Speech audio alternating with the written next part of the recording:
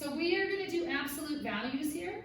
And so the first thing you're going to do is the first step, step 1, is to make sure your absolute value is isolated. You can't do this till it's all by itself.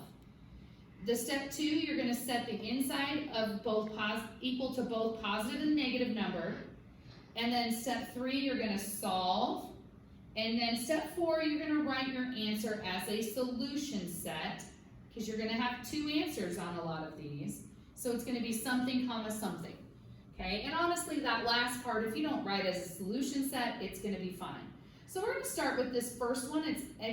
We're going to just follow these steps. It is isolated because it's all by itself.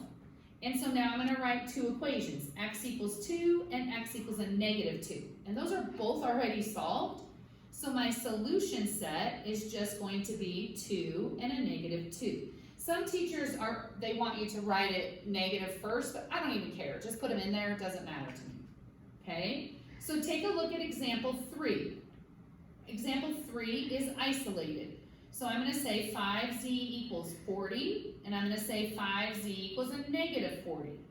So I'm going to solve now, divide by 5, and z equals 8. Divide by 5, divide by 5, and z equals a negative 8. So my solution set is a negative 8 and a positive 8. And I even changed that into parentheses, oops, instead of the bracket, so I'm not really worried about that part. Okay, let's take a look at number 5. On number 5, my absolute value is isolated. That means everything else is on the other side. So I'm going to say d plus 1 equals 8. And I'm going to say d plus 1 equals a negative 8. So then I'm going to solve both of them. I'm going to minus 1 and d equals 7. And I'm going to minus 1 and d equals a negative 9. So my solution set is 7 and a negative 9. And again, as long as you have both those answers, I'm not really so worried about the solution set. All right, so let's take a glance at number 9. So turn the page. And we're going to glance at number 9. It says over here along the side, what if there's stuff outside? You have to isolate. That means if you look at this, here is my absolute value. It is not isolated because the 2 is in the way. So what I'm going to do first is minus the 2. So I get the absolute value of c equals 10.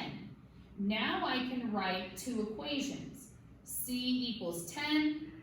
C equals a negative 10, and I'm done. But you have to get everything out of the way.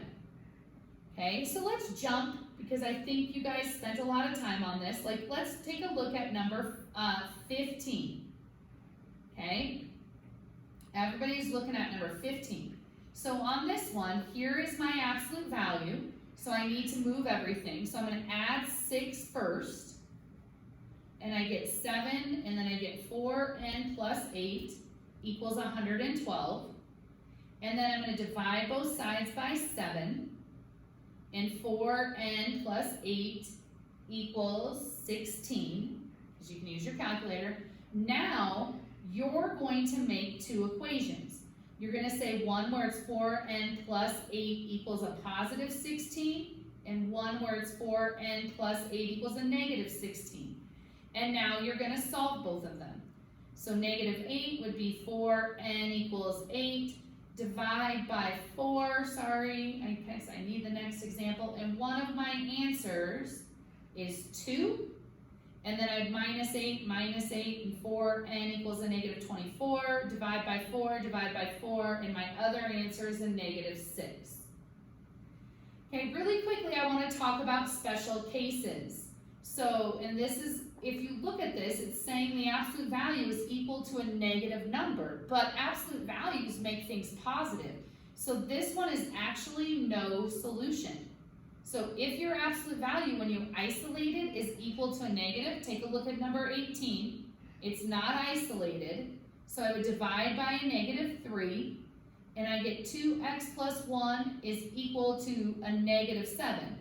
Your absolute value is always going to be positive, so it can't equal a negative number, so this is a no solution.